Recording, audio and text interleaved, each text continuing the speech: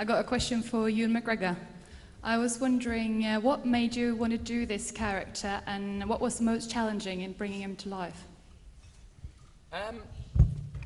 Well, I think the first thing is I wanted to work with Ron, and we'd spoken some years ago about doing another film that wasn't made in the end, and then we kept bumping into each other Sunday brunch at a restaurant in London and kind of made each other's acquaintance there. And I wanted to work with Ron, and then I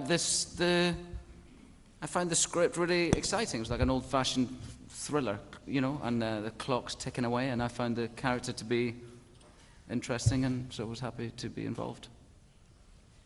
Okay. And what was the most challenging thing about it?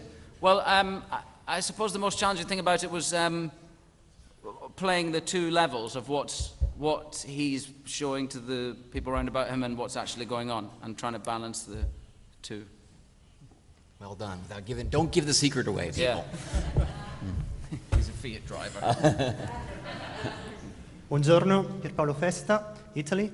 I have a question for Ron Howard. This morning you said that with Tom Hanks you're like college roommates. I would like to know if you ever seen his impression he did of you in Letterman's show. Speaking of, I would like to ask Tom Hanks, what was the weirdest advice Ron Howard gave you this time? Thank you. I have seen this impression that Tom does of me over and over again. In fact, every time I give a direction that he doesn't like, but he doesn't want to complain about, he goes into an impression of me. I think that's his way of getting me to reconsider, the crazy direction I just gave him. In fact, his impression is so entertaining that even though I don't think it has anything to do with me, I find myself starting to direct him the way that he impersonates me. It's his, many levels of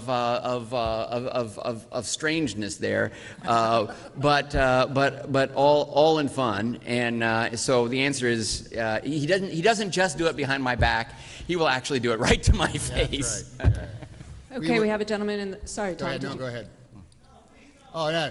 We were shooting at Cinecittà, which was a big day. This is the first time I'd been at that famous studio, and we're shooting the car inserts. We're driving around, and you're just in front of a blue screen in a car, the name of which will go unmentioned.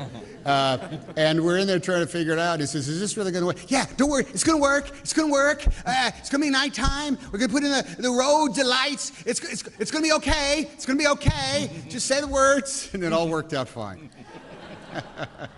Gentleman in the front row with the coat.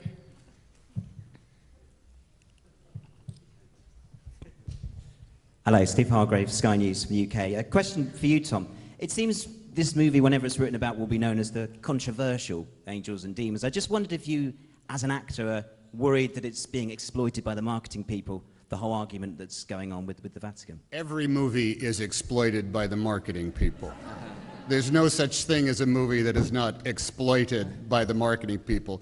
But it's not like they create any kind of thing that goes along with it. It just goes hand in hand. The first movie had an equal amount of controversy to it. Nothing was destroyed. Everybody went about their lives. Everything went okay. People still went to church on Sundays. They had things to talk about. I predict the same will happen after Angels and Demons comes out. They will go to church again. The church bells will ring. But the marketing department of any studio would love to be able to create controversy over their films, but they can't do it on their own. They need a shared partner. And let me just say that I think as a filmmaker, as a storyteller, part of what's exciting about what Dan writes is that there is this great entertainment value. There is this opportunity for a set of interesting characters to come together in a pressurized circumstance, but you also are exposed to a set as a reader or a moviegoer to some provocative ideas and some interesting facts and some things to talk about and think about on the way home that you don't otherwise find in big, broad appeal entertainments. And so I think part of that controversy is sort of part of it. The other thing that I didn't say in the beginning when you asked me that question is that just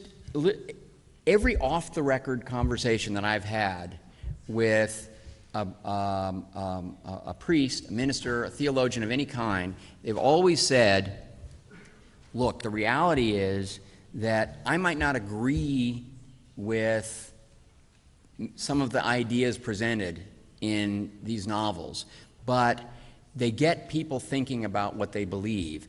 And if they want to have a serious conversation about their faith, I'm happy to talk to them about it. I welcome that. And the fact is that churches do swell and Bible study groups grow, whenever one of Dan's novels or one of these movies is out there. And I think that's a positive and constructive thing.